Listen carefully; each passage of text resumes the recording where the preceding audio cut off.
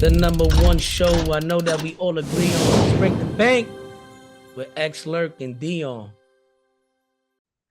Welcome back to another episode of the Break the Bank podcast. This is your boy Lerk. As always, I'm with the homies X and Deion. Let's just get right into it. Your boy Ja making headlines again. Man is away from. He's missed the last 2 games. They said that he's gonna be away from the team at least the next 4 games. I think it came out today that the Colorado PD is not gonna press any charges or arrest him or anything because there wasn't enough evidence. And it looks like he's avoided the possibility of a 50-game suspension and missing the rest of the season because there wasn't enough evidence to prove like if he had the gun on team premises or not, or the team plane. But once again, making headlines for all the wrong reasons, continues to go down this dark path. Seems like we've talked about him for all his off the court shit like every fucking week. This feels like the Kyrie all over again. Like when we were constantly talking about Kyrie, but never had to do with basketball, and now we're doing it with Ja, but for something even worse. Hey, what do you make of this mess, X?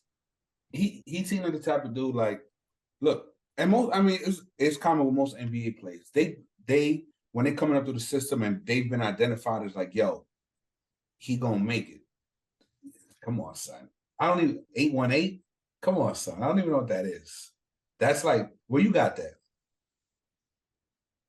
The liquor store in Girard.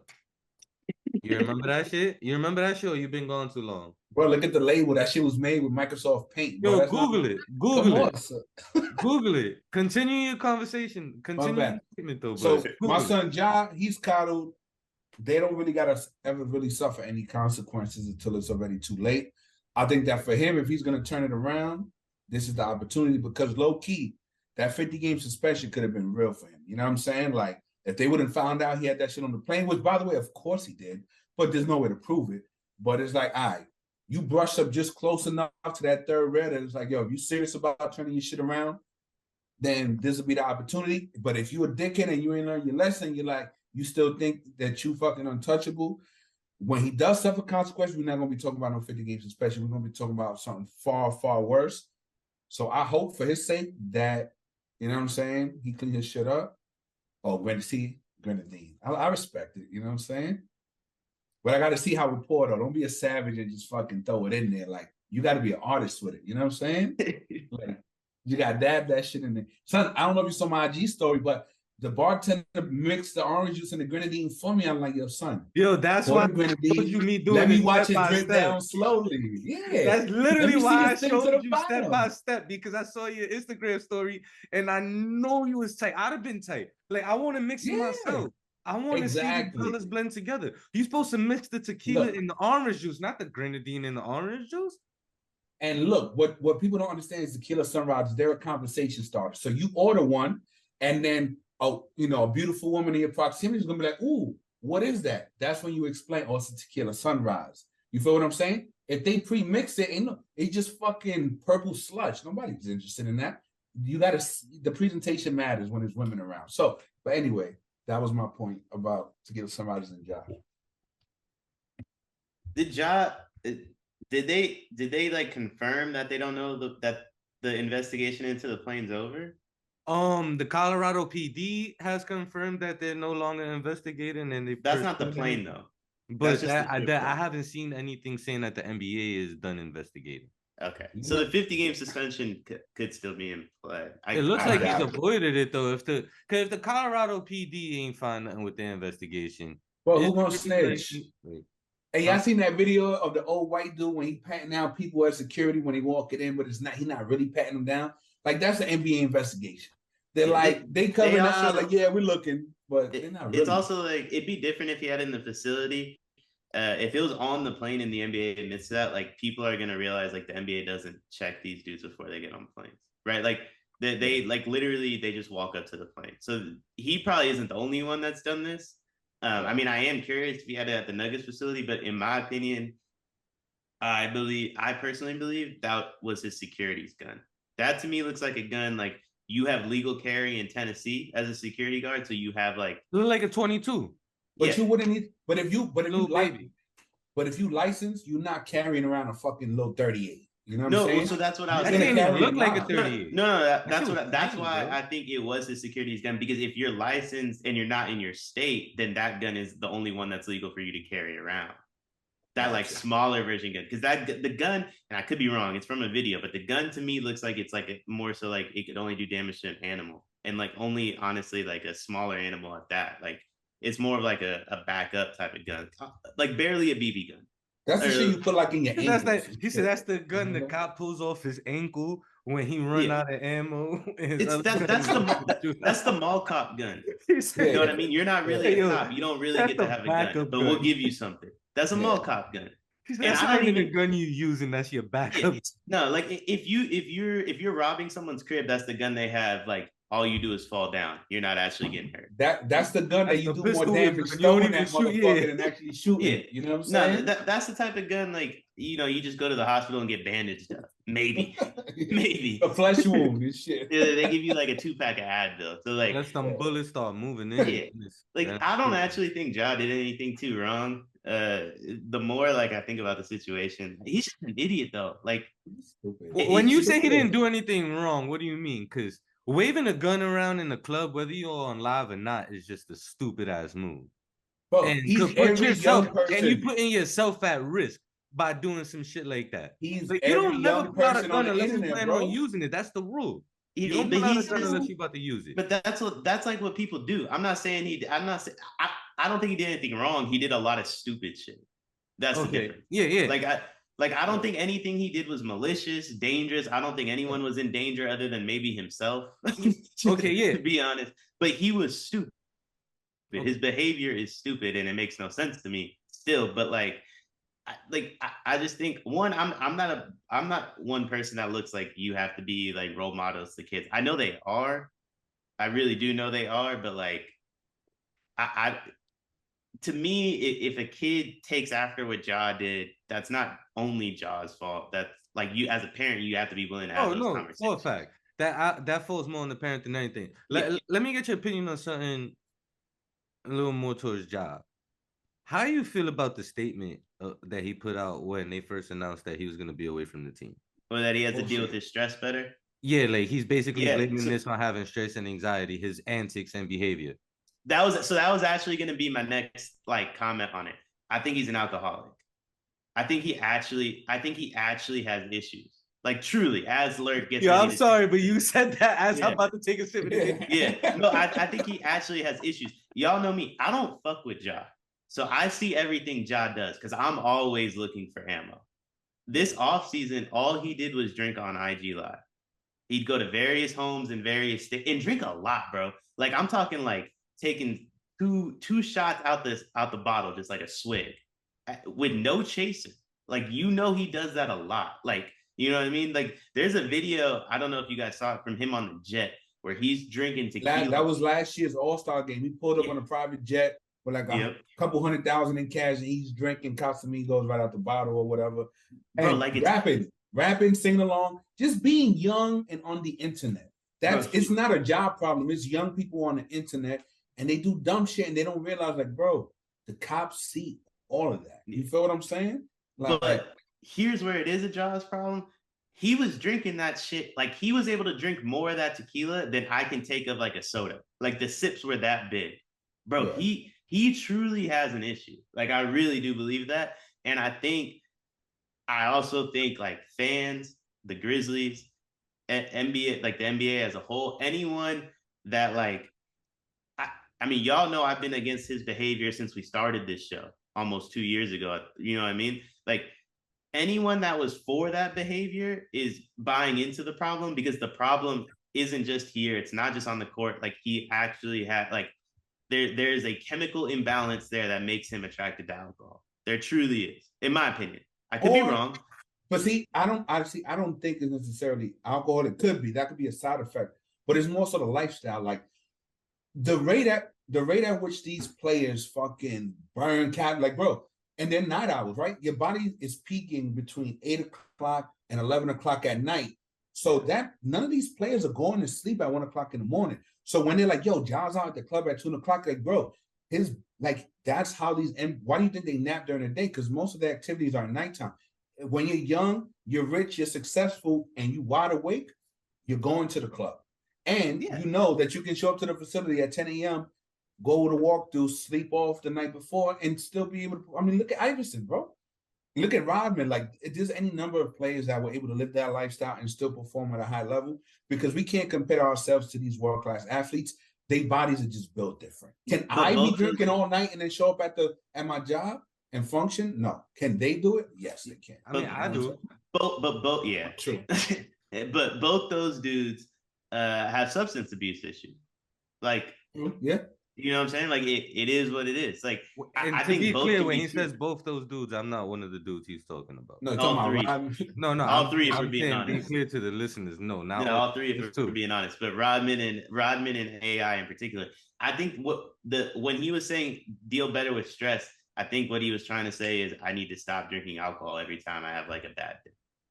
That's how they cope. The lifestyle is to cope. Yeah. Like, when you look at Rodman, he had mental issues. When you look at Iverson, he was dealing with a lot with the death of his homies and all this family drama. So yeah, the lifestyle is an escape. So again, do I think he's an alcoholic? No, but alcohol is just part of that lifestyle. You know what I'm saying? Nah, I understand when you come. He might not be an alcoholic. May have been too extreme. He has alcohol abuse issues. And I understand where you're coming from, Deion, but at the same time, like, you can't tell me he was drinking when he was playing ball and pulled out the gun on the kid. I do think he was.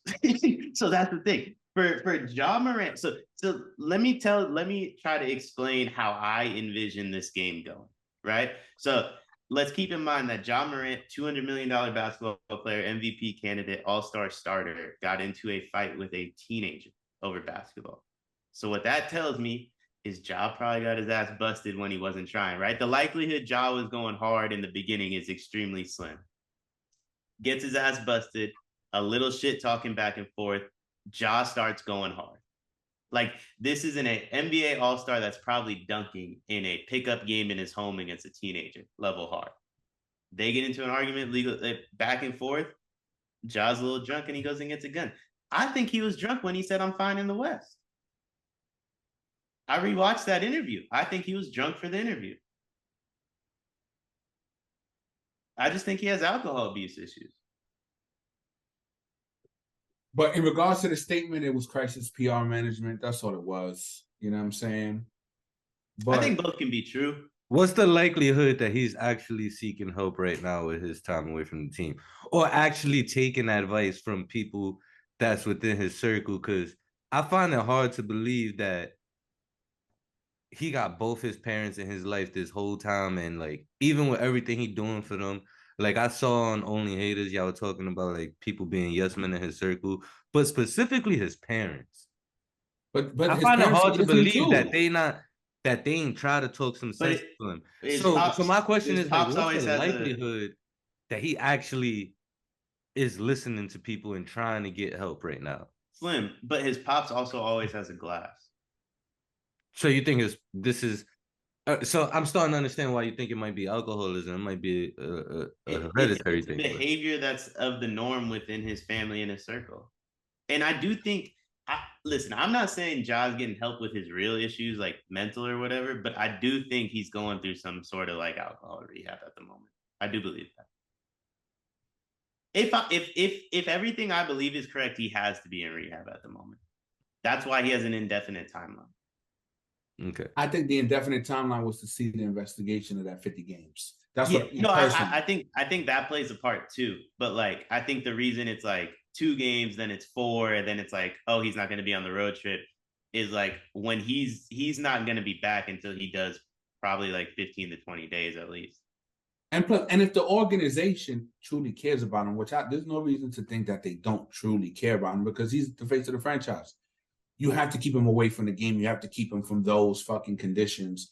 And if there's any opportunity to legitimately get him help, then you have to exhaust all options, and basketball kind of becomes secondary. So I don't even think necessarily that's a punishment. It's more so like, yo, let's just remove you from that environment and let's see. If you want the help, we're here. We'll support you. We're behind you. But you gotta show us that you actually want it. And if you do, then we right there with you. So I don't necessarily, I just think it's like, yo, let's just breathe, slow down.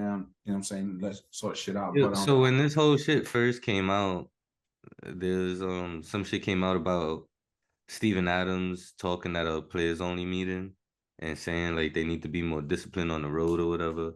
Do you think Ja gets a babysitter when he comes back? You know, he said that the day Ja went to the strip club, right?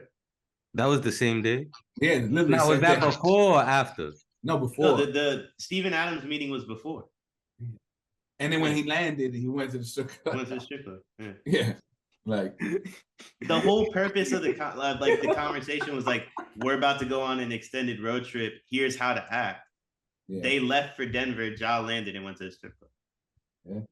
He had like it's deeper. It's deeper than listening. It's deeper than babysitters. It's like Des Bryant, bro. There's something up here that they have to fix first, and then once you can fix this, then you can get into like, okay, what do you need in order? So is he? Do you think he's gonna be the Josh Gordon of basketball? No. Josh Gordon, he was dealing with some shit. Josh Gordon was dealing with some shit. You know what I'm saying?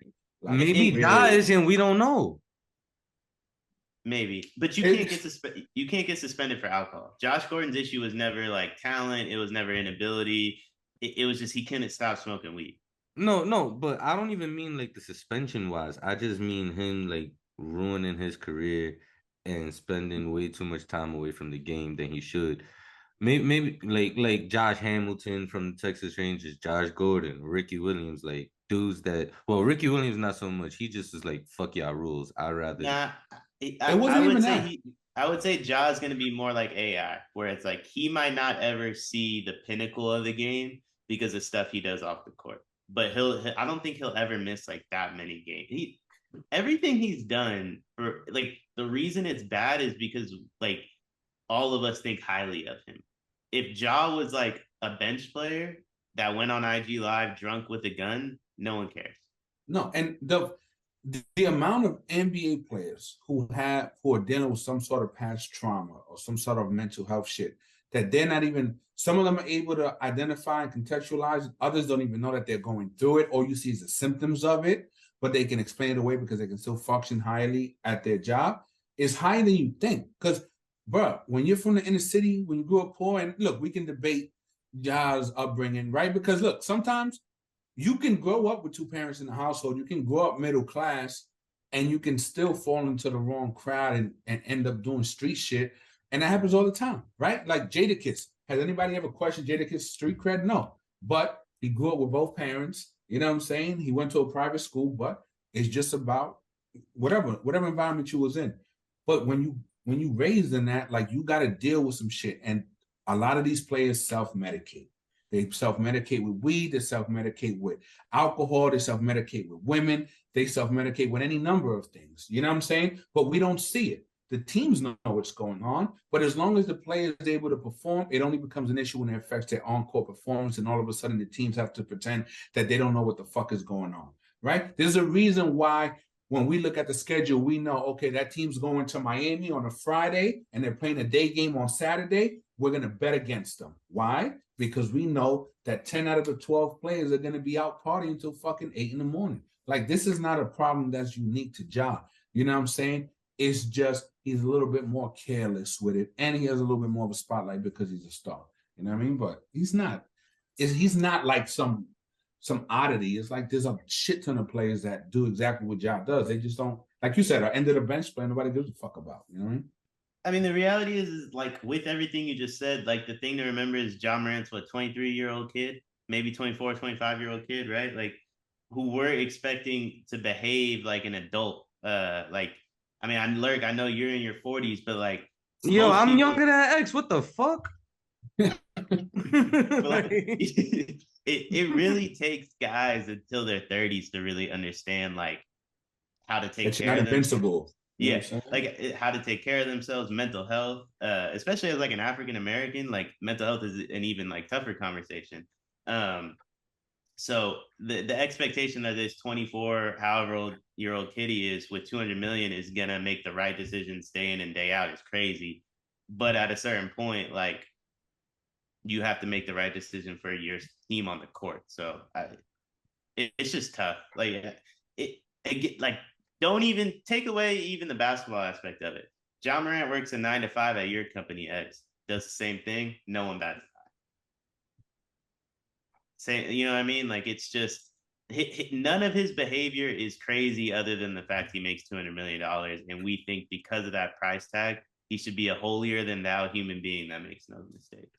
Look, I think, look, there's a reason why I think like fans are surprised when players don't want to play home, because the pressures that come along with being around your homies and the people that are still in it, you know what I'm saying? It's tough because everybody feels entitled to what you have. And so if you feel any sort of loyalty, you're going to try and bring them with you. You're going to try and keep some of those same friendships. But the fact is that a lot of these players, you hear them and it's like, bro, they didn't change their life until they put a buffer between them and their homies that they was cool with before they got to the league. It's tough, man. Like, and that's rap, that's entertainment, that's movie stars, there's basketball. Anybody, Deion, you know that situation. You know what I'm saying? Like, if you got money and you're the one that made it out, everybody is trying to use you to elevate themselves. And so sometimes you end up in situations you don't want to be in. But because when you grow up in the poor, loyalty and camaraderie and just that sense of just togetherness is the only thing that allowed us to survive at times. So it's hard to just abandon that, you know, that sense of morals, because ultimately that's what helped get you there. And you don't want to feel like you're abandoning your folk. You know what I'm saying? But sometimes those folks are toxic because there's no growth with them. You know what I'm saying? So I don't know And if the that makes reality sense. is like with that level of loyalty, like if you're John Morant, you feel it like OD because you were the one that made it. And everyone else can be unloyal and be like, oh, I had to do that because I needed to make my bread. Yeah. Right? Like John Morant has no excuse, but in their mind, like you got 200 million, you should pay for my life. You should, you know what I mean? Like you, and there's nothing Ja could say to where they could comprehend why he can't do that. So what does he do? He does it. He puts everybody on his back, and then he goes to Denver and he goes to a strip club and gets drunk and flashes a gun. If you say it out loud, it's really not that bad. If you think it happens about every day on Instagram. Every day I go on Instagram, there's some homie that I know from the hood. He's flashing a gun on IG. He's flashing money. He's flashing drugs, singing along to rap songs. Bro, every day, all you gotta do is go to Instagram and you're gonna see 1,000 John Morants. You know what I'm saying? And there's a certain sense too, like once you're out of it, you still like it's like an adrenaline, like you want to feel that adrenaline rush, I guess you could say, a little bit of like, oh, I still am like about that. It's like when you finish playing in the NBA, you still want to play basketball every once in a while at the YMCA and bust somebody ass. Yeah, I get that. I mean, we've seen other basketball players and other athletes do similar antics to like his in the strip club, but like at the end of the day, bro, it's like you just gotta be smarter, bro. You got too much to lose. Oh, yeah. Especially when you're the breadwinner of your family. Like you're taking care of your family. You bought your parents a fucking mansion next to your mansion. Like you got all these people depending on you. You got your whole fucking future ahead of you where you're already making crazy money. And as long as you can stay healthy, you're gonna make way more than what the fuck you just signed. He's gonna be a billionaire. Yeah, like just off of your fucking NBA contracts, not even the endorsements, you're gonna be a billionaire. Yeah. Why the fuck are you risking that all? But that's the thing. In his eyes, he's not risking it because he's been coddled, and you know these teams. These teams have like I forget what you call it, but they're like fixers. You know what I'm saying? Like the Heat. A lot of teams, the Cowboys, they got guys, usually former cops, whose job it is to whenever some shit happens, get rid of it. You know what I'm saying? Make sure that if he gets pulled over, he don't pop up in jail. Make sure that if a fight breaks out, that he's not associated with it. And they got connections. And usually when a player gets in trouble, the team knows about it before the cops do. You know what I'm saying? Because they have people who they may not be babysitters directly, but they're there to make sure, like, look, make sure it doesn't get past a certain point. So again, teams know what the fuck is going on. But when you have those sort of people, they can go out, they can get drunk, they can wild out, and they've never suffered any consequences. Why?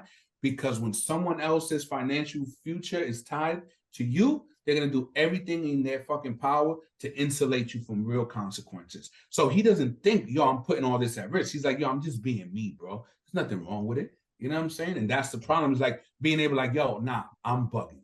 You know what I'm saying? Like, I'm wilding. Who the fuck gonna tell him that? Somebody who's looking to get a handout from him tomorrow? You think any of his homies are gonna check him? No, they need him. His parents need him. The pops needs him. The moms needs him. The extended family needs him. Who the fuck's gonna tell John no? Out of what? Out of fear that if he don't like what they telling him, then he'll cut them off, and then there goes my golden goose. You know what I'm saying? Bro, and even then, he's 23. Like, I mean, I don't know what y'all were doing at 23, but nothing I was doing was positive. like I might have went to class, maybe.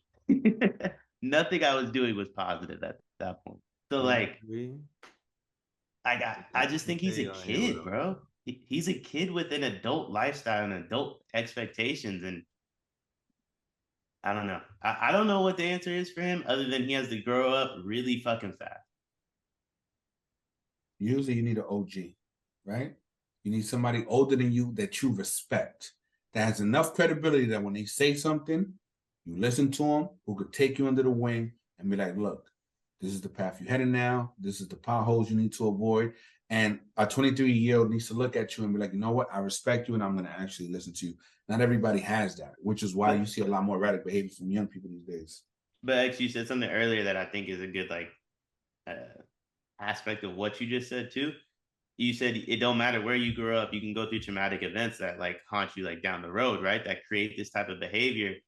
But if he didn't grow up in a certain area where there are OGs like that, then he doesn't have that person to lean on, which is even more reason that he continues to make these mistakes, because he had the only thing he has is in his own words is the Migos. That's all he has. All he has is Casamigos. You know what I mean? Like, so he has no one to lean on really. And like, I don't know his parents' relationship with him, and I do not want to ever assume a relationship between a father and a son. But T and Ja don't look like dudes that have real conversations. Like they don't look like two individuals where Ja, like T's gonna call Ja on his shit, or Ja's gonna call his pops on his shit. They look like two dudes that are extremely loyal and love each other to the point where no matter what that individual does, they're gonna defend it, which is great. But like, if he doesn't have an OG, his pops isn't vocalizing what's wrong. His mom is the one calling him from finish line. Yeah. I mean, and he's only 23. So who's, and also, like I said it earlier, no one on Twitter bashed him. No fan bashed him. He was more popular than ever with all these antics just 2 months ago. Right? Like, arguably, I would say this. We were condemning him, but most people weren't. And I would say this, there's no American basketball player that can be the superstar Ja Morant can be. He's the only person that could stop like the biggest NBA players all from being from Europe at this point. There's no one else. The only other person that can possibly do that at this moment can't stay healthy. Zion. Yeah. That's why I think it's Ja. It's either Ja or Zion, and the other one can't play games. So like, you're more popular than ever. The ownership is doing nothing. The Grizzlies bought into this behavior all of last year, whether it was on the court or off the court. The league bought into it, and like, basically the way they sold fans on the Grizzlies was by being okay with this shit. And then all the fans buy into it. There's literally no one telling him he's wrong, I guess, besides the three of us. And they, like, because there was like, even last year you saw him like trying to pick fights with players, and Steven Adams always in the middle of it. Yeah. And like, but bro, low-key, his behavior is part of the reason why he's so popular, because Zion is popular because he is on court performance, but nobody looks at Zion and says, yo, he's cool. He gets clowned daily for his outrageous face. Ja is cool. Why? Because all the shit that he does, people look like, yo, if I had bread, I'd be doing that. You know what I'm saying? He is nigga dunking on it crazy. Yeah, so he's got the encore performance. He's cool. You know what I'm saying? Street dudes love him. Casual fans love him. Hardcore NBA fans love him. Everybody loves Ja. He's set up perfectly for long-term success. They're just like, bro, don't wild out. Don't fuck it up. That's He's a it. more likable version of Russell Westbrook. But here's the issue. Who does that remind you of? Iverson. Yeah. Iverson, yeah. He's Allen Iverson. He's Allen Iverson. He's Yeah. Allen Iverson. So on the subject of basketball, we're gonna move on from Ja now. KD slipped during warm-ups and now has an ankle sprain. Like, what do we make of this, guys? He's gonna I can't stand that dude. Yeah, I know you don't like him. You hate him. So what Until happened? back. He was going They up for were a jump warming up. shot They were and warming up before the game. ankle went. Oh, like that this. shit where the water was wet. That Yeah. The got water hurt? was wet. Yeah. The floor, but Yeah, not the floor I was saw wet the and- video. He slipped he- and his ankle literally bent down like that. Holy shit! He might I be didn't out know he the got year. hurt, bro. He might be out the I had year. seen the said he video. might I had even no miss the idea. start of the playoffs at this point. Yeah. Well, they fear that he might miss the start of the playoffs, but he's gonna be reevaluated in 2 weeks. I've been offline really for like the last 3-4 days. I seen the video shortly, but I had no context. Shit, I didn't even know Luka was hurt until Yeah. fucking like 20 minutes ago. He left the game. I Yeah, had he no said he idea. didn't feel good too. What I they don't know. called it, a calf strain, a thigh strain. Thigh contusion or some shit. Or I don't know. That's crazy. Yo, Yeah, it's I don't- crazier though. This is what I was curious y'all opinion on, especially you, X. Yo, KD and Kyrie hate each other. Like, there's no disputing it. They do not like each other. Yeah. Is that the word on the street now? So during They the just Suns match, played. they didn't say one word to each other. KD went up to Marquise Morris. That's the Morris twin y'all got, right? X? Yeah. They did their Yeah. little handshake and hug. After the game, KD walked right by Kyrie. If you're Kyrie, sleep you by look it. at KD and you think, you ain't back me up. You know what I'm saying? You ain't back me up. You ain't stand up for me. Fuck you. If you're KD, you're like, bro, I literally left the fucking dynasty and I chose you as a partner and you left me out to dry with this fucking vaccine bullshit and everything that you did ran counterproductive to what the fuck I came here to do. So I'm not And then surprised.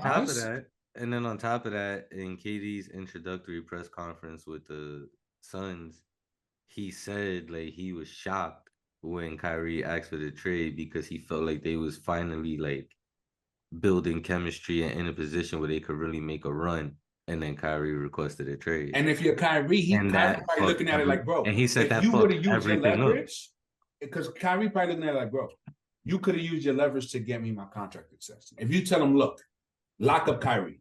If you lock up Kyrie, I'm here. I'm committed. We doing this. I'll let you guys build a fucking roster out around us. They probably pay him just because they know that would keep KD there, which is ultimately what I think Brooklyn probably wanted.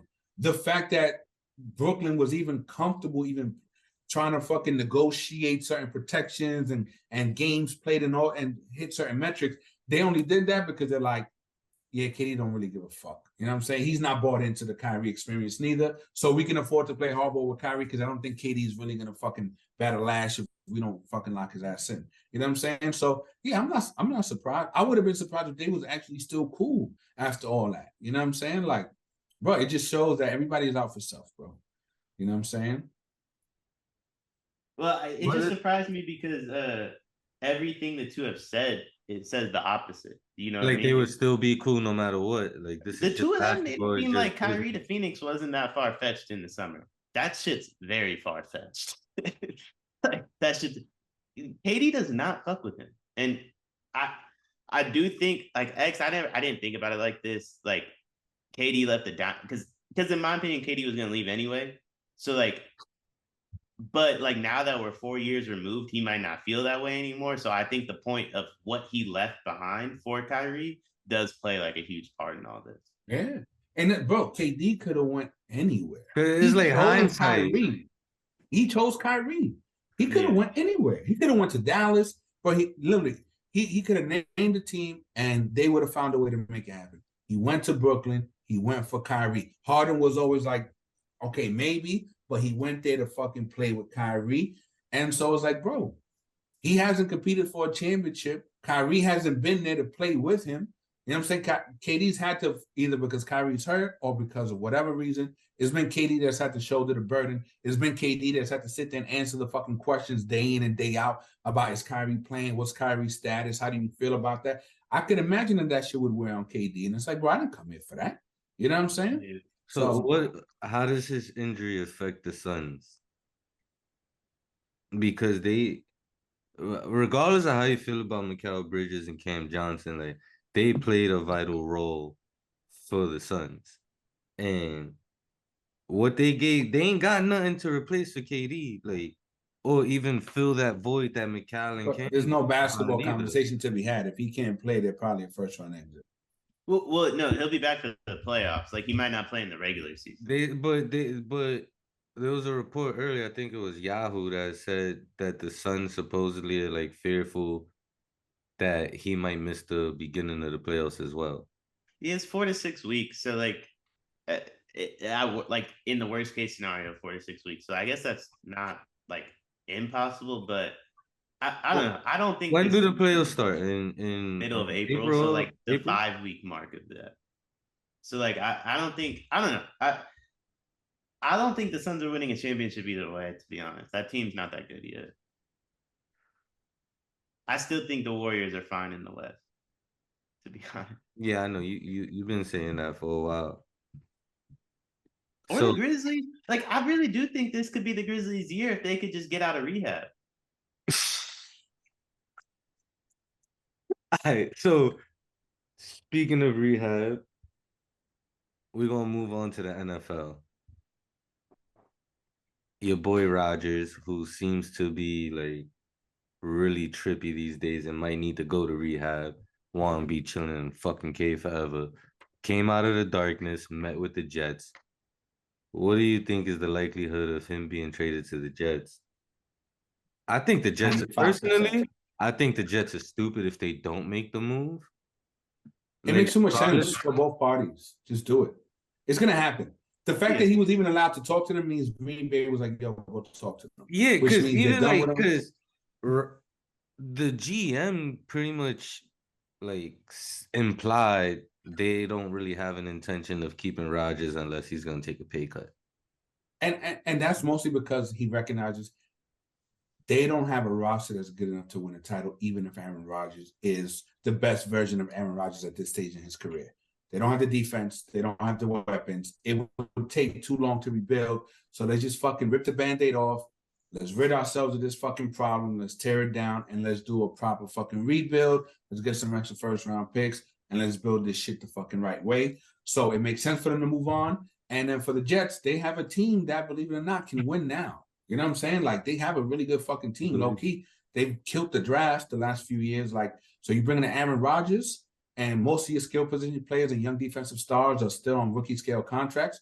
They can afford to pay him however much for the next 2 years and go try to win a Super Bowl. So it's just a match made in heaven, honestly. So I think they definitely should. I don't think that they have a win now team. I don't think they're only a quarterback away, but I do think that I disagree. Those boys competed. Bro, your man Mike White was out there competing. But I still think that they need to improve the offensive line, especially with Rodgers at this stage of his career. They got to improve the offensive line. They need to improve their running back depth. And they also got to get an outside receiver. Yeah, but they can, but that's all. And if I'm not mistaken, they let a couple guys on defense walk. Yeah, I would have to see how much cap space they have, but they just cleared some cap space. But you got to think who it was. They just restructured one of the players' contracts. One of the defenders just restructured his contract, and they just freed up a few $1 million in cap space, which I'm assuming is to make room for Aaron Rodgers' contract. How many? I can't, and I would have to look at the roster. I can't think of any aging veterans on like big money deals. You know what I'm saying? Yeah. It might be a couple, DJ Moses. Yeah, somebody like that. But even then, at this point in their contract, they're probably past like where most of the big money's paid out. So if anybody financially can absorb it, I think it's the Jets cap wise. You know what I'm saying? I think they can absorb his contract. No. I'm saying no, absorb his contract and still bring in some of the ancillary pieces that Lerk was referencing. Well, I mean, but they depending on what draft picks they get, they're just gonna redo his deal. They're gonna redo. Yeah, they'll probably sign him to an extension, something that's salary cap friendly. Yeah, but he has like 2 years left on his deal. They'll add 2 onto that. Is it 2? I thought it was 1. Yeah, 1. Then they'll just add 2 onto it. They're gonna have plenty of cap room. I don't think Rodgers wants to leave Green Bay. That's the issue to me. Like when you look at this whole thing, I think he doesn't want to leave, and he's wanting them to decide to bring him back, but they've already decided they won't.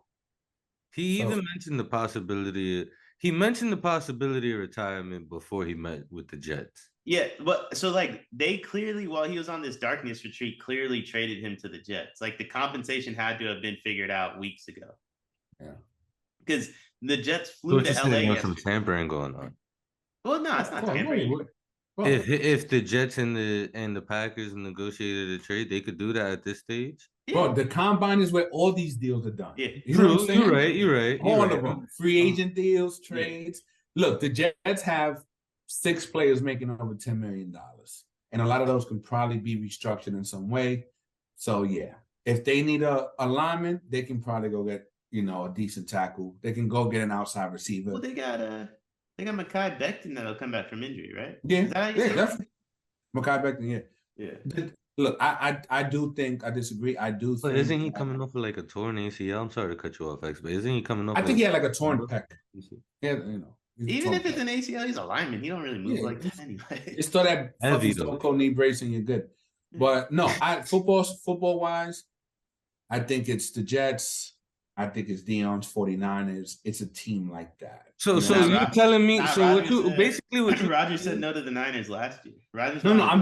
I'm talking about in terms of teams that Rodgers can step in and they can win a Super Bowl this year. So what you're saying is that if Rodgers signs with the Jets tomorrow, you got them as the favorites to come out the AFC over the Chiefs. No, but I'd put them in the top 5. No, I'd have them playing the Chiefs. Yeah, I mean, until free agency happens, if the Jets get Rodgers tomorrow, they're not. They win the AFC East. Oh yeah. Yeah.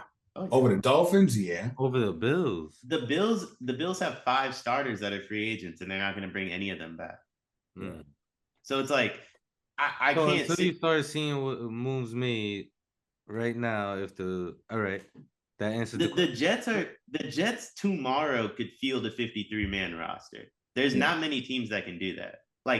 And they have the cap space to make upgrades. So they're in the best position possible. That doesn't mean it'll work. It's the Jets still at the end of the day. But see, we say that it's the Jets, but bro, low key, they're finding starters in the 3rd, 4th, 5th rounds. Legitimately. And I'm not saying stars. If you can find a replacement level starter in the 5th round of a draft, that's a fucking home run. They didn't know their bullshit. I respect their GM. They own a piece of shit. GM, absolutely respectable man.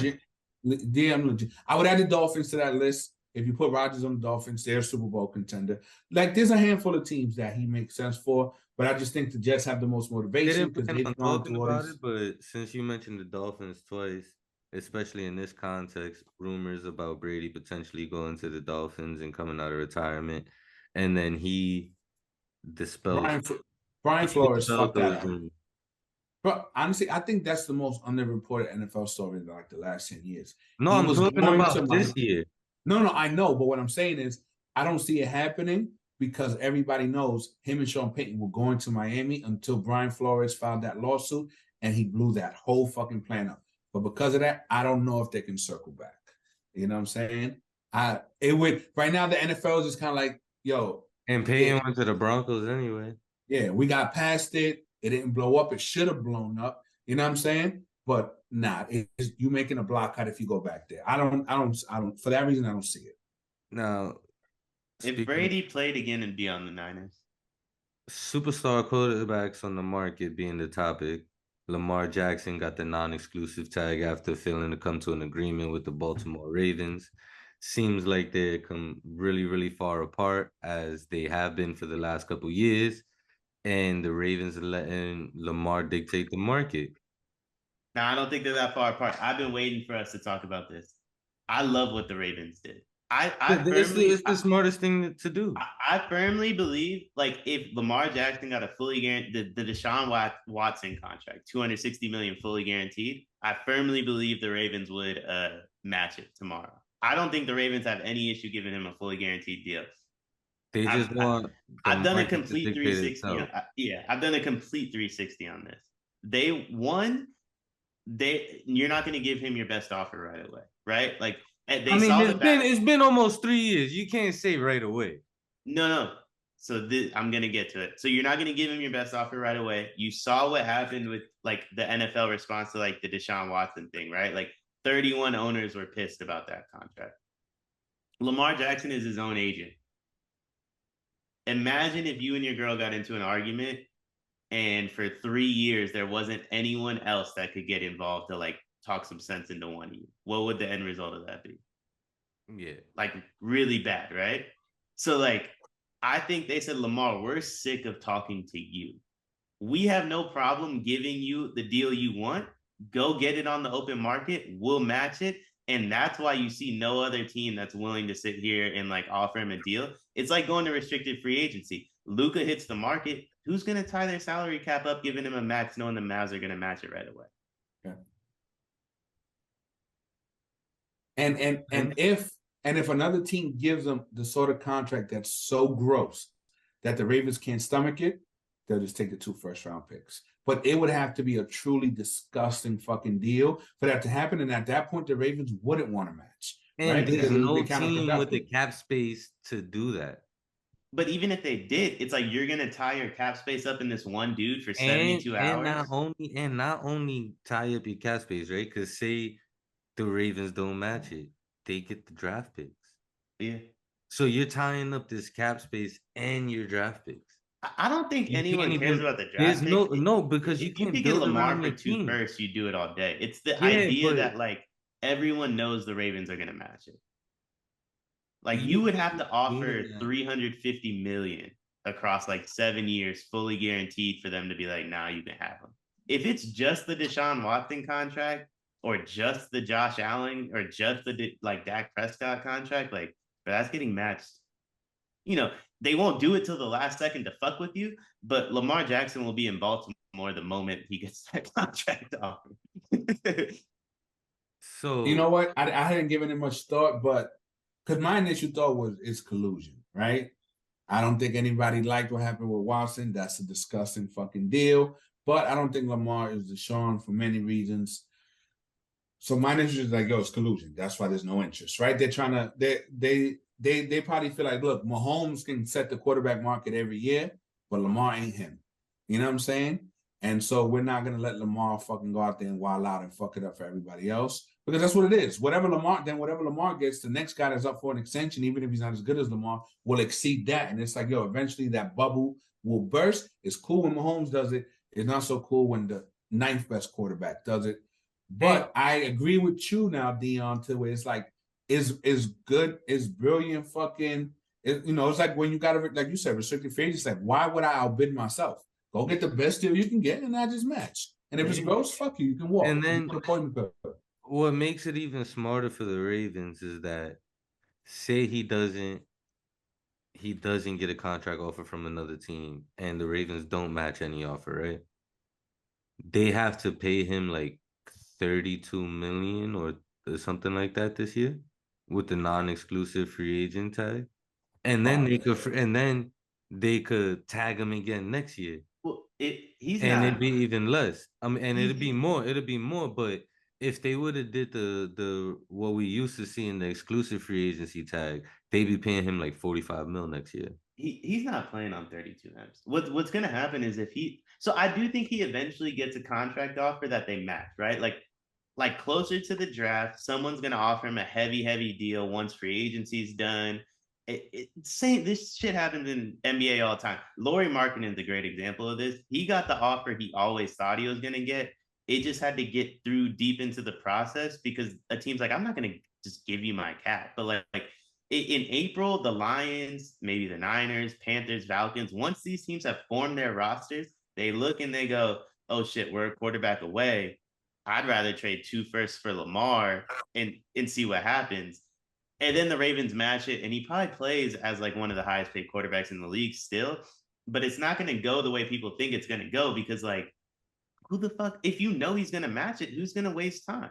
The league year starts next Wednesday. You don't got that type of time. It's been reported that he turned down 250 mil with 130 guaranteed. Yeah, as he should. What do you see him getting? I think To be honest, I think he gets close to the fully guaranteed number. I really do. I really do think it's a timing thing though. Like if you know the Ravens are willing to match whatever, you can't do it right now. So I think he gets close to what he wants, which is probably like 250 with 200 fully guaranteed.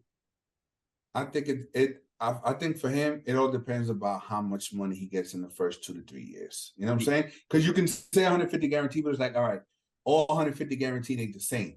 If I gotta wait till year 5 to see that full 150, then I don't like that. If I'm getting 90 million in new cash in the first 2 years, and then I know that I have the ability to probably leverage another contract, maybe 3 years in, and I've already collected most of that guaranteed money to it now. I don't have a lot of guaranteed money left, so now I have the leverage to force my way into a new deal.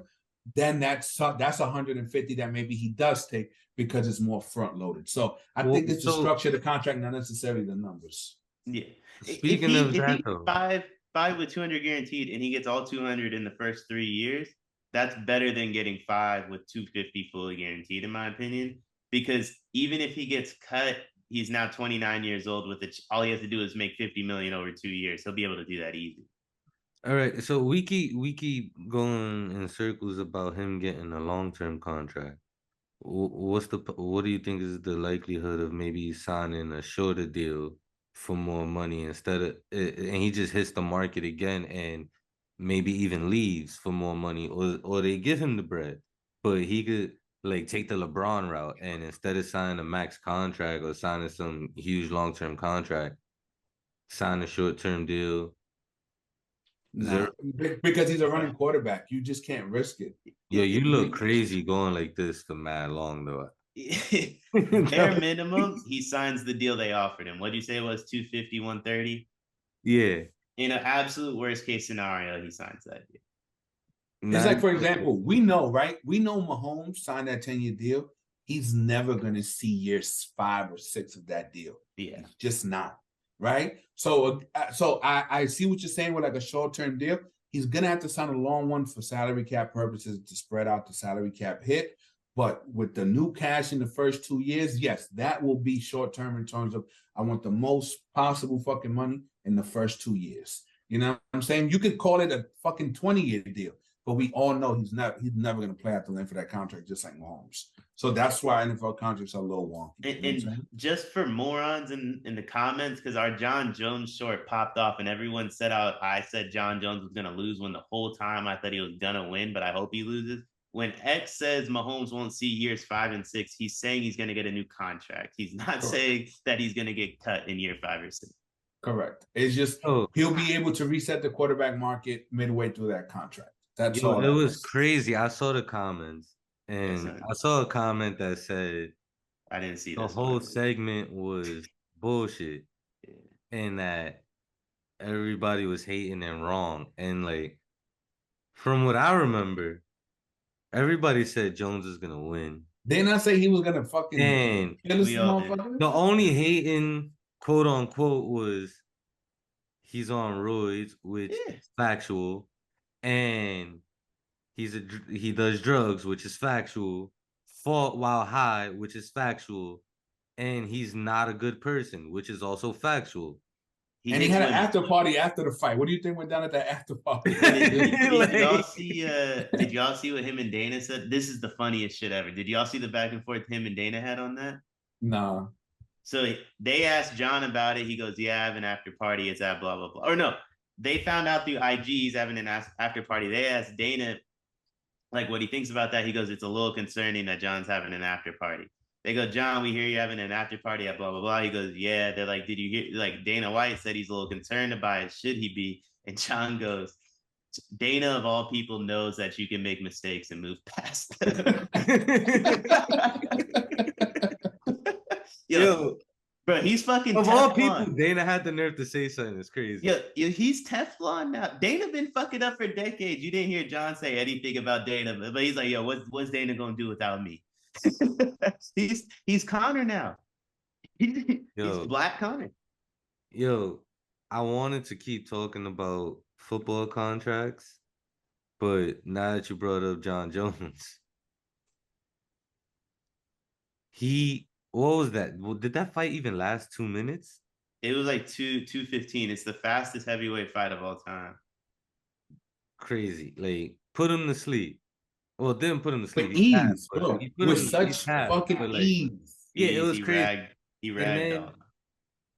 And then after the fight, he called out Stipe, which was funny. Like in hindsight, I find it funny because I saw clip of Daniel Cormier podcast with Stipe, and apparently Stipe was supposed to fight John Jones, not Gane. Yeah. But Stipe told him straight up, yo, I can't do the fight in 8 weeks, but I could do the fight in 12 weeks. They say, nah, you good. We just gonna go ahead and do this shit anyway in 8 weeks, and you gonna get the winner.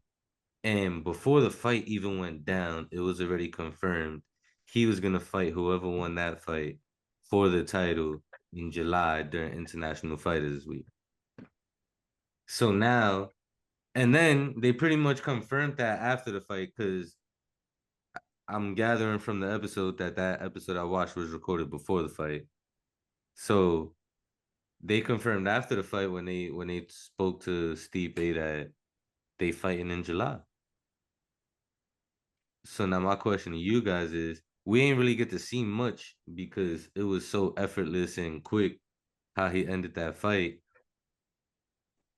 Does Stipe have a remote chance since he's considered by most the greatest of all time in the heavyweight division? So even though he got a few losses on his belt, Bro, John is John still Jones, John technically Jones has been undefeated fighting in my bigger eyes. dudes his entire life.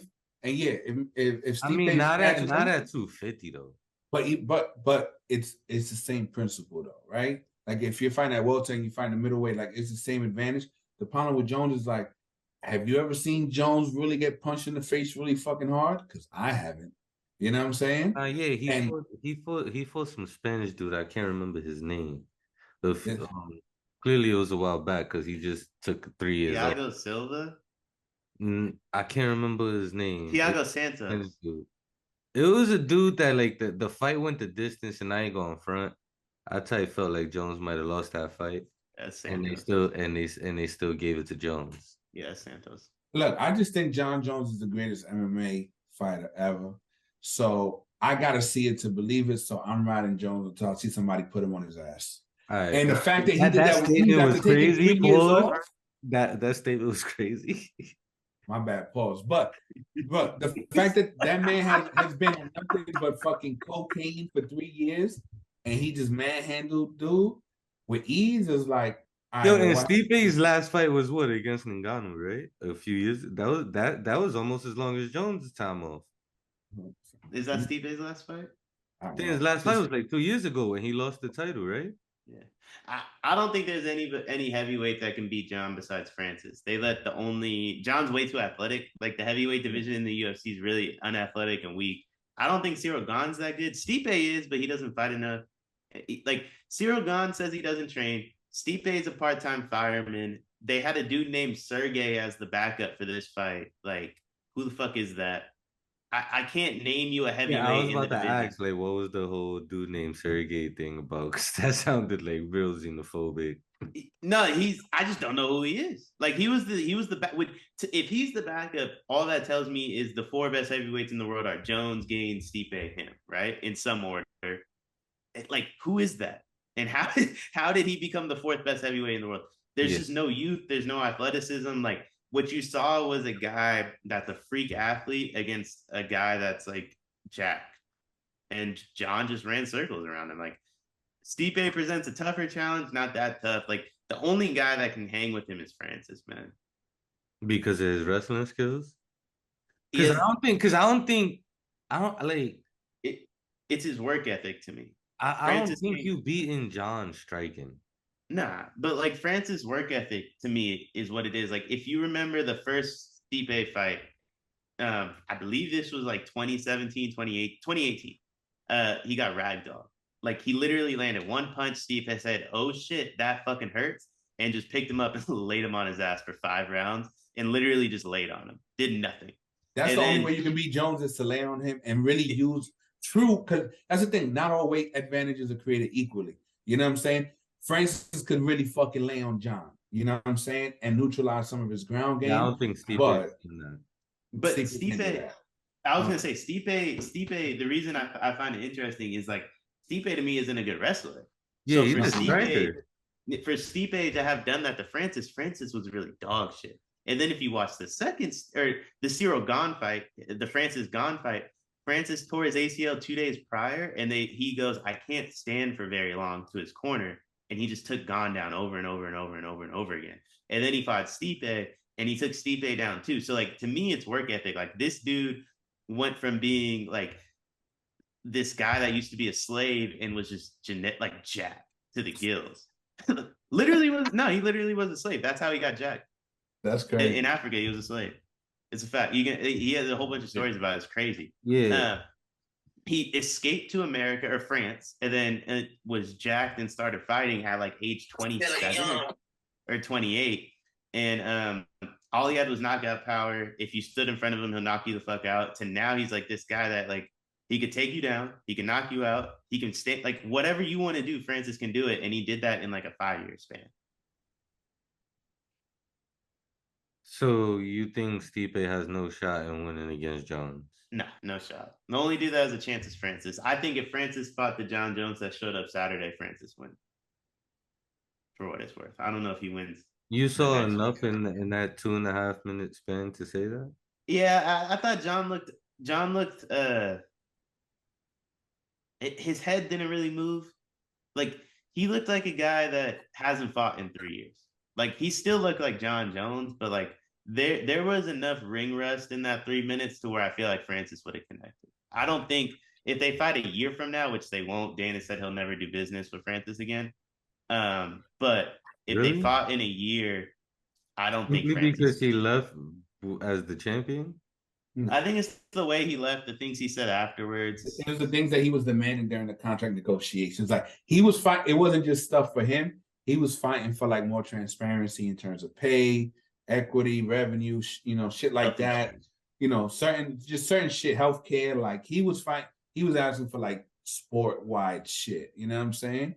So yeah, Dana's like, bro, fuck out of here. Like this is indentured servitude over here. Like the fuck you think this is? You know what I'm saying? He tried to do too much. I'm kind of on his side.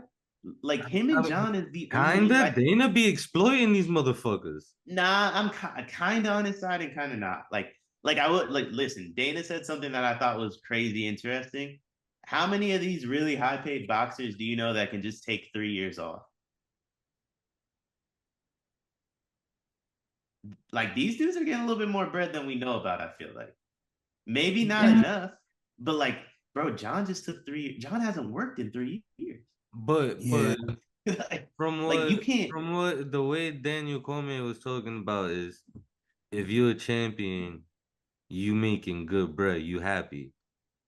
Once you go to doing like, basically he was like, yeah, I was appreciative of the bread I was getting when I wasn't fighting for the belt.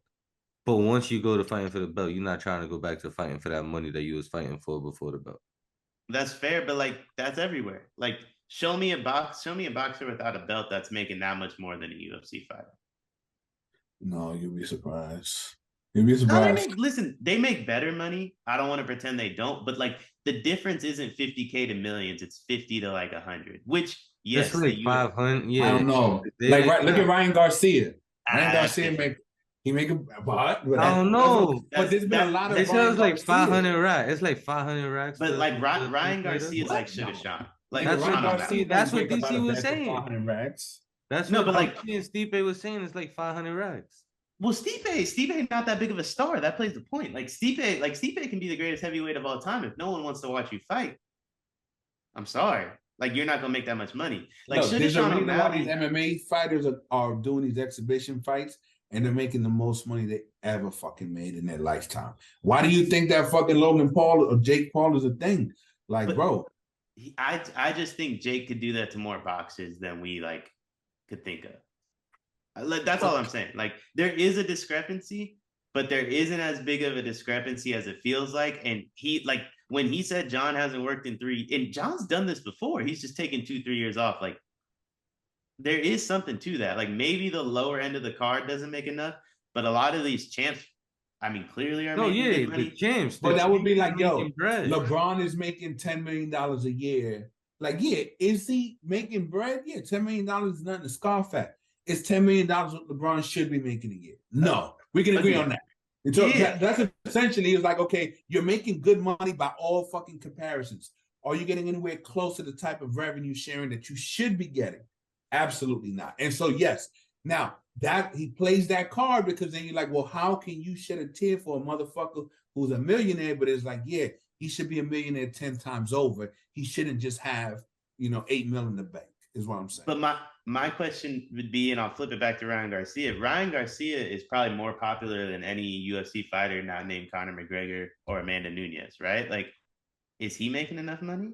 He's making millions, and he's probably not making enough money. Ryan Garcia, like, there's probably no reason a Ryan Garcia fight can't pull in the 30 M's. He's making enough money because he's been fighting tomato cans, right? Those type of boxers, like their career is manicured to like they just is stepping stone after stepping stone after stepping stone, and they don't put him in there with champs because then that cash cow. Now all of a sudden that money's gone. In the UFC, if you're making that kind of money, it's because you've been through the wars, you've paid your dues, and you've earned the right to be main event.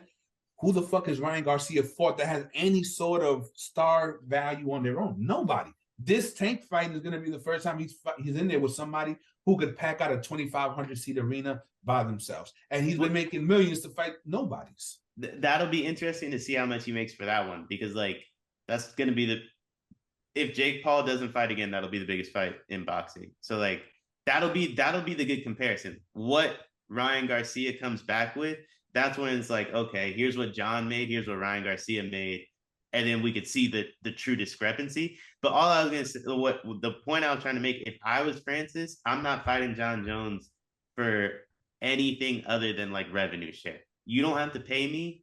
Give me 60% of the pay-per-view. Which they would never do. They would never do that. They would never. But if Francis Ngannou agrees to fight John Jones for a salary, it'll never look like enough. The only reason Floyd made $100 million against Conor is because of the pay-per-view. It was Correct. Not like the salaried money. Correct. And if an organization is willing to give you 80 million guaranteed, is because they know they're gonna make 200 million on top of that. You know what I'm saying? Yeah. So, but not all boxers and fighters have the equity to even demand that or to take that sort of chance. You have to know, like, all right, there's a floor in terms of how many pay-per-views I'll sell and what my star power can bring. But look, I think Dana's a scumbag. I think he's been allowed to be a scumbag because, look, he can roll fucking Nate Diaz's corpse out there and fucking sell a pay-per-view, even though this guy's fucking is just drowning in CTE, right? He shouldn't be anywhere near a fucking MMA ring. But he can bring Nate Diaz out and he'll push somebody in the fucking presser. Boom, pay-per-view sold out. You know what I'm saying? So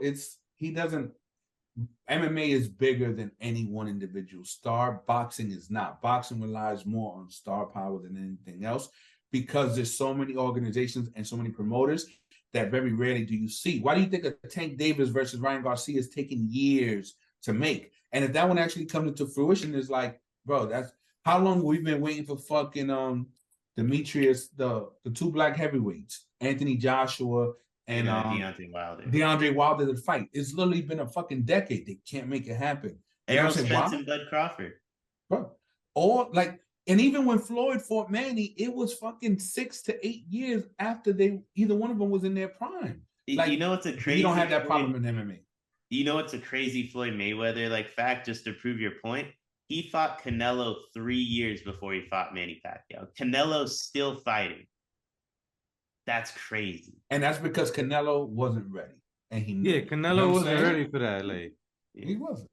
I mean, listen. In their prime, Floyd still smokes Canelo. But like, it would have been closer. In their prime, he don't smoke him, but he probably still wins. In their prime, I do also think Floyd.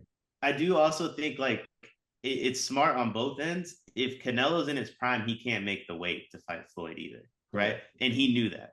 Like, he knew he was a big boy. He's like, I can't do this weight cut forever. If I'm gonna fight this dude, it has to be like right now. And that helped build his name up too, because Bro, Like Floyd he said for ain't get years. knocked out. Like, he ain't get embarrassed. That's what it was. Like No, Floyd no, embarrassed no. Canelo, bro. I Yeah, personally, no, as a Floyd embarrassed. Canelo fan, Floyd you feel embarrassed. like that.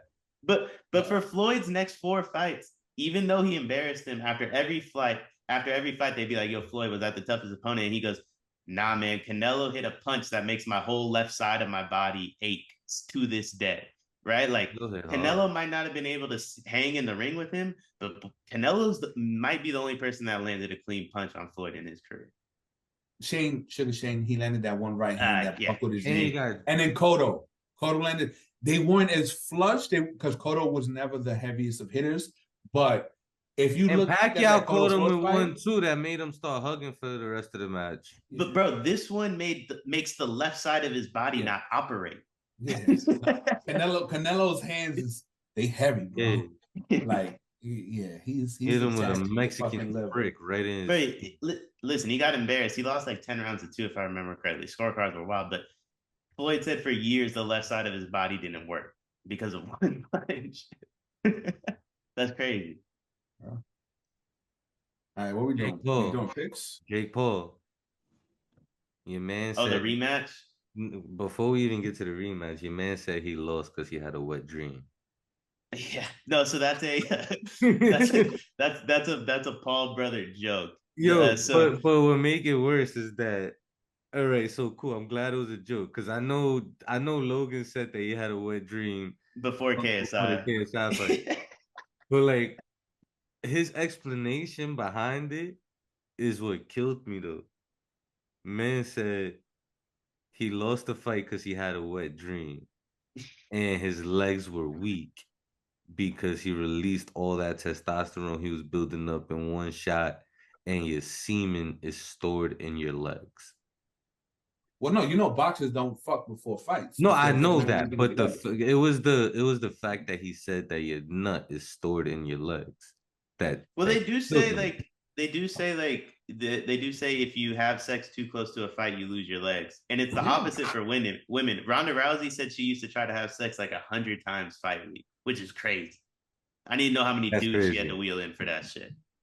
Yeah, that's crazy. But I know this is stupid, but so the other day, because since I've been losing, it's weight, not even. I know you lose your legs, but to say that your nut is stored in your legs is crazy. Like, no, but listen. So my algorithm is all like IG, fucking gym bros, and the dude was like, "Look, if you want to build up your testosterone, work out your, you know what I'm saying? Like the testosterone in your legs, there's a connection there. So it's more than just like a, you know what I'm saying, like a myth. I think there is some sort of scientific backing to that. I mean, it makes sense.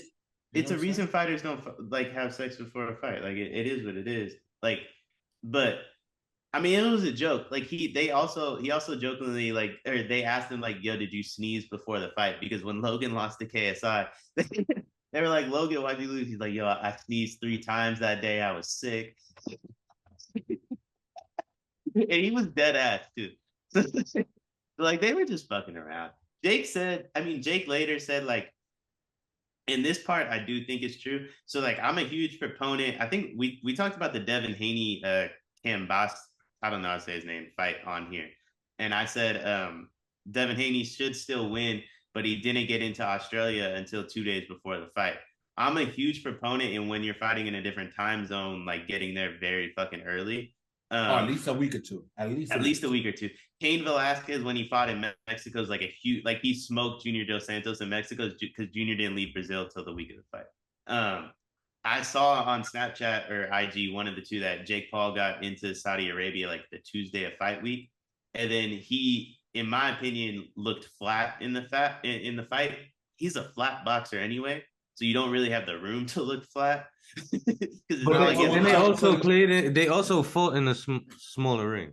Which to the point that we make earlier, bro. Like, bro, when I went to the West Coast for work and I'm expected to go out and party at 10 o'clock, and I was like, bro, my body's used to being in bed. Yeah. I'm not in party, and that's just me drinking. And I'm like, bro, I can't. But I'm supposed to perform at a world-class level as a boxer when my body's used to fucking being asleep at that time of day. Like, you have to let your body get adjusted, and it does impact you. And keep in mind, they fought at 1 p.m. Pacific time, and so like 11 o'clock in Saudi Arabia. So it's like on one coast, you're just waking up if you're Jake Paul, because you got to assume he's like 11 or noon o'clock, like wake up type of guy. He's a night owl. And on the other coast, you're just waking, or you're just like kind of like really getting into your prime a little bit. But you like the time zones are making you jumble up and down. So he obviously is going to come out flat. So like I do think he came out flat with no legs, to be honest. Like I thought that part was true. And then he goes, you know what? He goes, you know what? He beat me. I thought it was a draw based off the knockdown, is what he said. But you can't deny that he was the better fighter or boxer on that day. He's like, I'm a better fighter, but he's a better boxer. And I think this is the problem with Jake Paul, and maybe even the problem with like people like me who say he can beat a boxer. I don't think Jake Paul can beat a boxer on his worst day. But if Jake Paul is on his best day, he can beat a boxer. But what separates the best boxers from the YouTube kids or even us is that they're the best in the business on their worst day. And this kid isn't talented enough on his worst day, which we saw 2 weeks ago at this point, to beat a boxer, unfortunately. Yeah, no. And there's a difference between a fight and a boxing match. Like Jake Paul wants to make it a fight. A boxer's gonna want to make it a boxing match. You know what I'm saying? And it's like, are you disciplined enough to lead with your jab? Are you disciplined enough to do certain things? If you're just going out there loading up on every punch, boxers don't need to load up on every punch because they know they're making tiny deposits round by round that are going to pay off in round 8, round 9, round 10. If you're Jake Paul, you're not thinking about that. You're like, if I catch him with one hit, I'm going to get him out of here. And the boxer's like, bro, go ahead. Punch yourself out. I'm just going to touch you, score points, and I'm going to wait you out. And that's the difference when you have experience as a boxer versus when you're just in there trying to just muddy it up and make it a fight. Everybody who fought Floyd, they try to just smother him, right? And just punch him in the arms, punch him in the chest, punch him in the elbows. Why? Because they're trying to make it a fight. Because if they turn it into a boxing match, it's going to fucking pick you apart. So, but yeah. And that's OD if you're flat, right? Like that's your thought process if everything's going correct. So and if you're flat, you're getting frustrated a lot easier to your point, which is going to make you want to load up even more, punch yourself out. And now you know, okay, I've lost enough rounds to where I can no longer be patient. I have one path to victory, getting a knockdown. And then, you know what I'm saying? Then he's going to pick apart. He knew he only had so many punches in the bag, right? Like he knew, he's like, I can only throw this right hand so many times for it to be powerful because of how flat I am, which in your head, you're like, now, all right, I'm going to do it. I got the first 3 rounds and then I have to pray about that. Hopefully we don't go that far. And so like he gets to the 4th round, he gets dogged. And then the 5th round, he gets a point taken away. Like everything kind of went wrong for him that whole time. And he is a good enough boxer on his best day. I truly do believe he could, like, if he has his best day, 20 straight fights, I do believe he could be a world champion. He won't have that though, and he will lose on his worst day. Like he is not good enough to withstand that. Canelo's worst day, he could still knock somebody out. That's the difference between like a world-class boxer and the Jake Pauls of the world. Flip side, the same goes for Tommy Fury, which is why I think in the rematch, the more I think about it, the more I think Jake starches him. You think he knocks him out? I think he knocks Tommy out cold, and then he knocks KSI out cold, and then we'll see what happens after that. Interesting. X, who wins the rematch? Jake Paul or Tommy Fury? Fury. You think he's gonna care though? Yeah, we had to talk. Yeah. That's my thing. I just don't know. They can. That manicured career that I was talking about with Garcia, they can do that with Tommy Fury, and they can sell the hell out of him if he beats Paul twice in a row. And then, you know, he can make a lot more money. You know what I'm saying? Yeah. I mean, he's gonna make generational wealth in the rematch. Like he probably got 10 for the first. I think they said you gotta assume he gets 30. Bro, they sold 775,000 pay-per-views. Wow. That's a crazy. Yeah. Floyd was getting. Wow. If you crack $1 million, you're like an elite fucking draw. Wow. 700,000 is fucking legit. That's crazy. A Sunday afternoon pay-per-view, 775,000. That's an incredible number. And you have to imagine that the rematch is even the rematch will probably crack them close to $1 million, at least 900,000. Jake's like this is what Jake does. Like he's a promoter, and now that he knows like I can't promote this based off people wanting to watch me box because I lost, that means the promoter hat fully goes on. So the rematch is going to be crazy. Like, And it adds even him losing actually gives him some credibility. Like, okay, I'm not fighting just tomato cans. Yeah. This guy actually can fight, so you're paying for an actual fucking fight, which more people will pay to watch. And you know Tommy's gonna get some of that pay-per-view this time. Like, Tommy might walk with 50 M's in the next fight. He, like, realistically, he might not ever fight again. Like, if you told me he just goes back to Love Island, like, I would believe that. Like, I don't think this dude, he ain't his brother. You know what I mean? Yeah, let's get into some picks, man. All right. I ain't gonna lie, it's a rough slate this week. Yeah, it's brutal. It's been brutal for you for the past couple of weeks, X. Yeah, let's get to it. I'm gonna kick it off with a soccer pick. EPL. I'm gonna take Man United -1.5 over Southampton +100, my brother. Is Man United at home for that? Do you know? They have to be there -275, right? I would assume so because they -275, but then again, it is Southampton. All right. I'm gonna take this slate's nasty. Give me the Lakers -1. Oh, I'm gonna take that. Give me Barcelona +110 over Athletic Bilbao on Sunday. How much was your odds, Lerk? My bad. +100.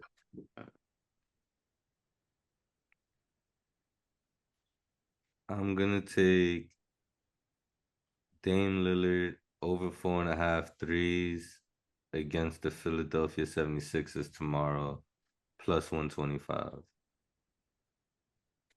I'm gonna take the over 229.5 in that game.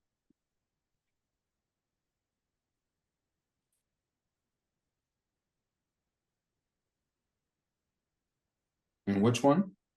Blazers Sixers.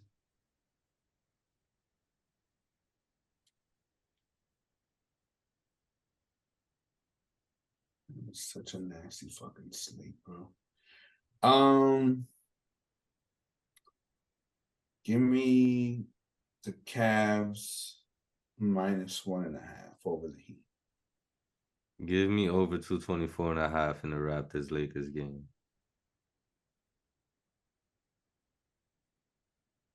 How many picks are we making? 5? 5. Yeah. And that's a stretch. Yeah. Give me Real Sociedad +135. Give me the Hawks -1 over the Wizards.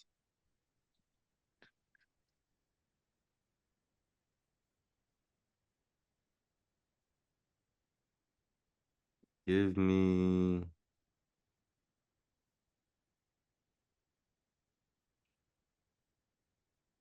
a nah, I don't like that.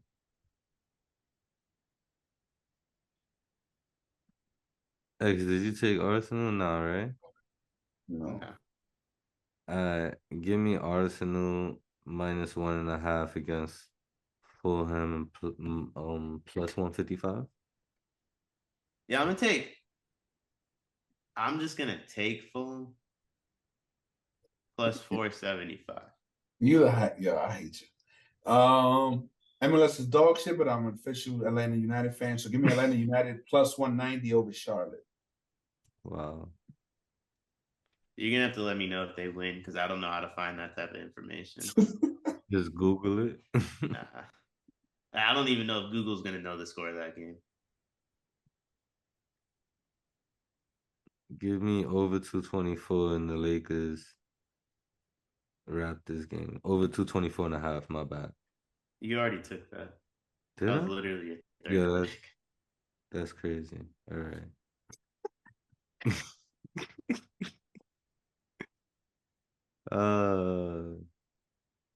Give me under 234.5 for the Nuggets Spurs. Under 229.5 Nuggets Spurs? Under 234.5.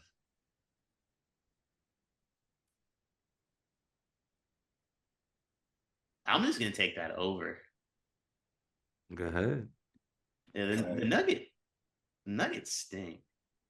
I'm gonna take this pick. Usually doesn't let me down. Napoli -1.5 plus 170 over Atlanta.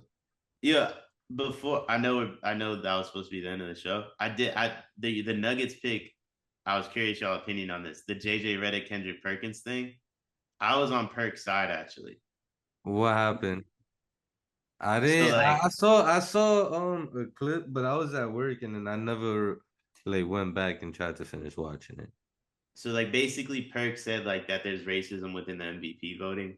And like he's using Jokic potentially winning it as a third as an example. He was a little extreme with the way he said it. That definitely wasn't like verbatim what he said. And then JJ Redick like bashed him for thinking that there could be any racism within like white media. Um, and I thought JJ was like way out of line. I don't know if JJ's apologized either.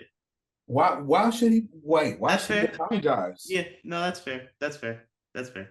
I thought the way he no, that's fair. I just thought the way he Attack Perk, because that's the part I saw was him trying to spaz on.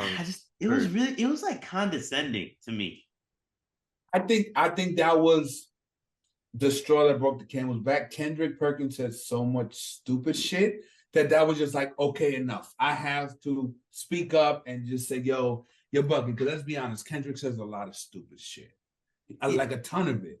And look, I like JJ. I think he tries to be as even keeled, as level headed as possible, which is hard to do on a show like fucking First Take. I don't think he can just completely erase the fact that, hey, there could be fucking racism in MVP voting, because okay, maybe there's a chance that it does happen. But just the numbers tells you that, Nick, we've said it on the show, Jokic might be the greatest offensive player ever, based on the numbers. So if there wasn't that statistical argument to back up the fact that he's legitimately won these 3 MVPs, and the fact that LeBron, Giannis, all these other, like Luka, like their cases have not been as strong, and Jokic is just fucking Jokic. You know what I'm saying? And it's like, yeah, is he the best player in the NBA? No. Jokic has never been the best player in the NBA. So you would think, well, how is it that you can not be the best player in the NBA, yet you're going to win your third MVP? And it's like, well, if your level of play has just been fucking consistent and everybody else is kind of roller coaster a little bit, then yeah, you know what I'm saying? It makes sense. But I just think Perkins buck. No, so the premise of what JJ was saying, where like too often like that show comes up with narratives instead of them actually being real. The premise of his argument, I agree with. The way he attacked Perk for saying that that there's racism within the MVP voting was crazy to me. I thought it was like, honestly, I thought it was way out of line. And I think Perk's right. Like, I've said it before, Jokic could win MVP every year. If we're only looking at the argument, we're only looking at the resume, we're only looking at stats, he could win it every year.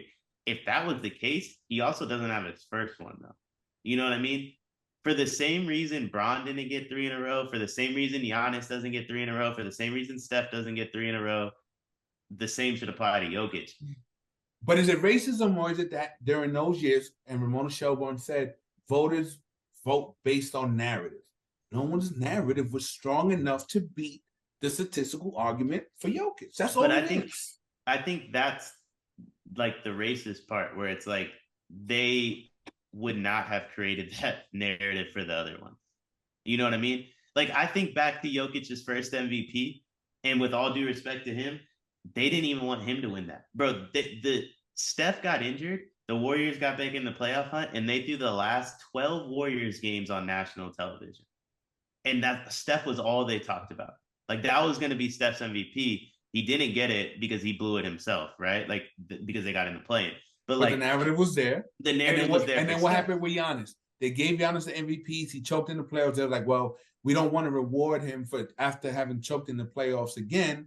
We don't want to reward the MVP, because clearly it doesn't translate. So Giannis, even though technically his season might have been better than when he actually did win MVP, the narrative wasn't there. Is that racism, or is it just?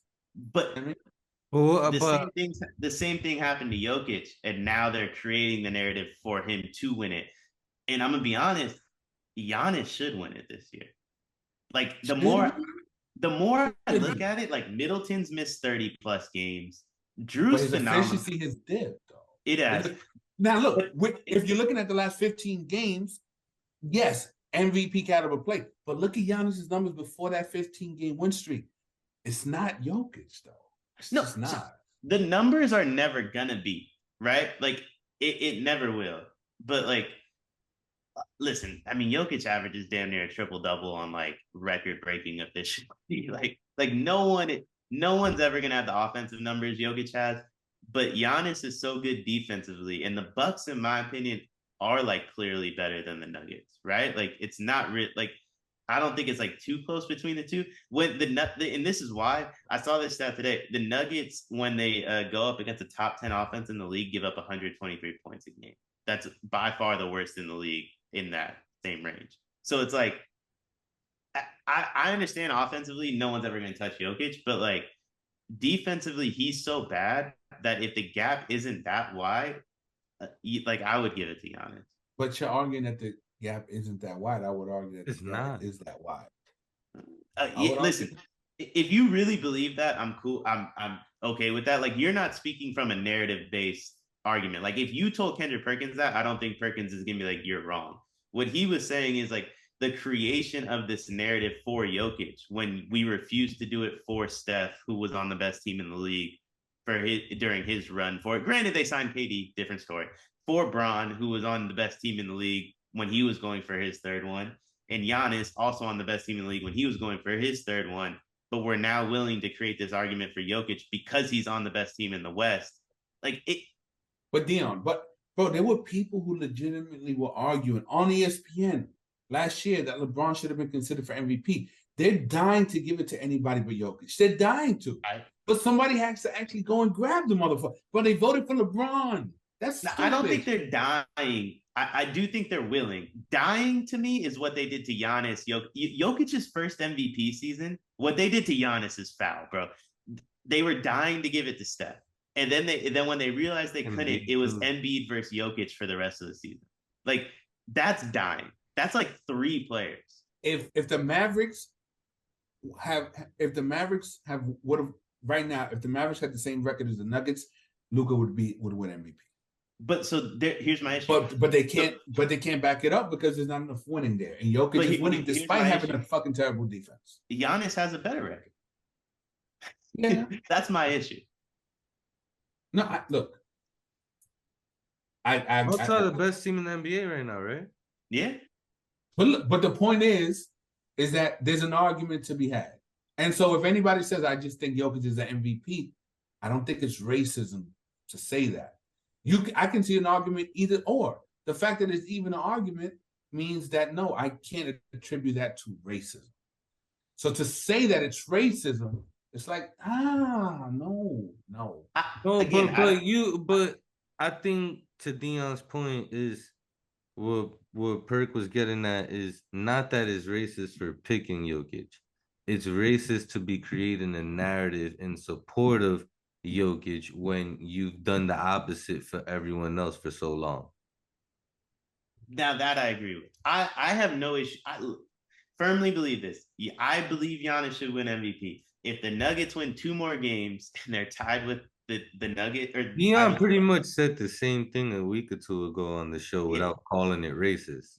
Like bro, Jokic is phenomenal. When you look at the base resume, no one in the next decade, maybe Wemby, but even then probably not, is going to have even close to a resume to win MVP that Jokic is going to have year in and year out.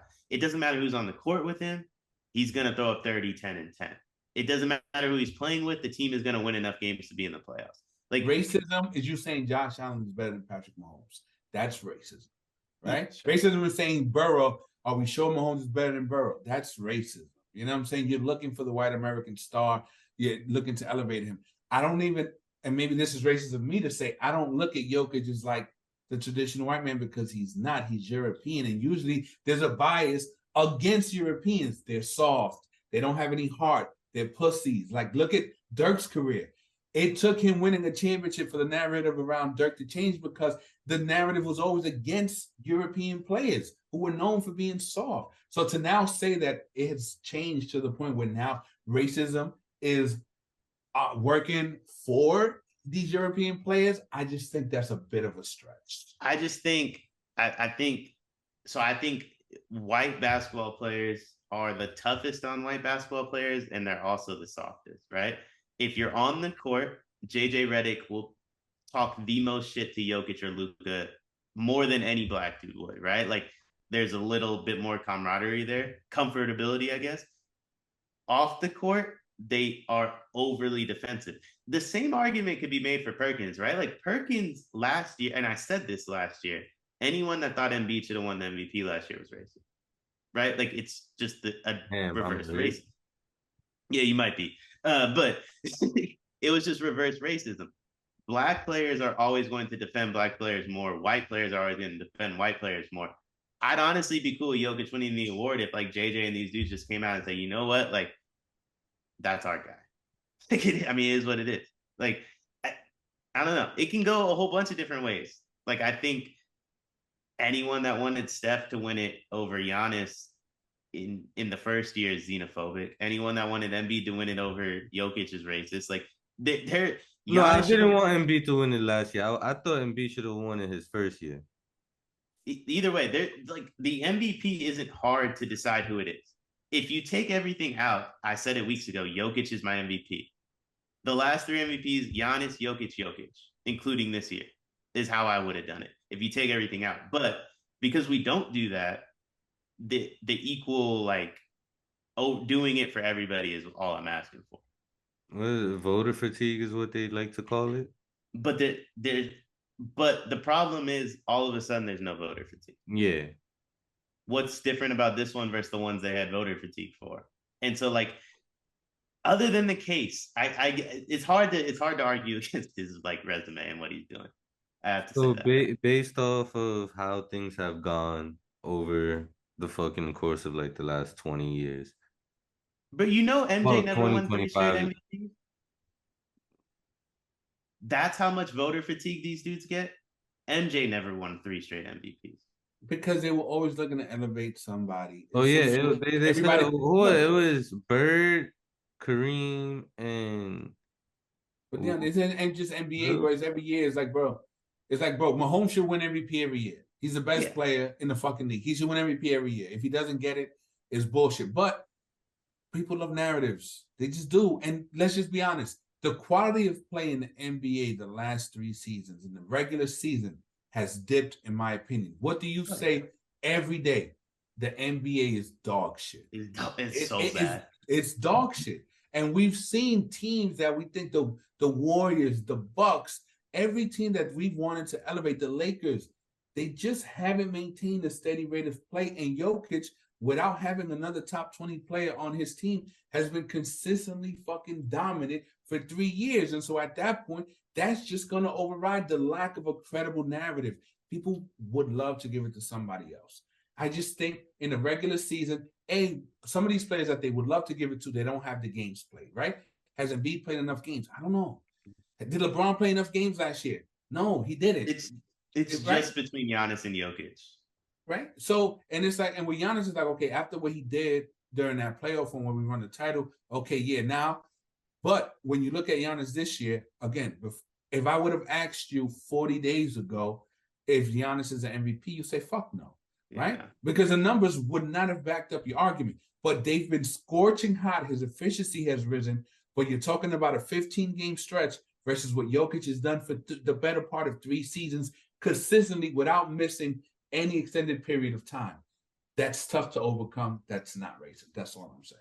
All right, so the sports books consensus is Jokic is by far the favorite to win the award again this year. Yeah. I guess part of the issue too is how much of a runaway it feels like it is. And it's really not. Like when you dive into it, like Giannis is right there. All right. See, that's one thing I was about to get at. Giannis is really far away. According to the sports books, the odds, they got Embiid as the second.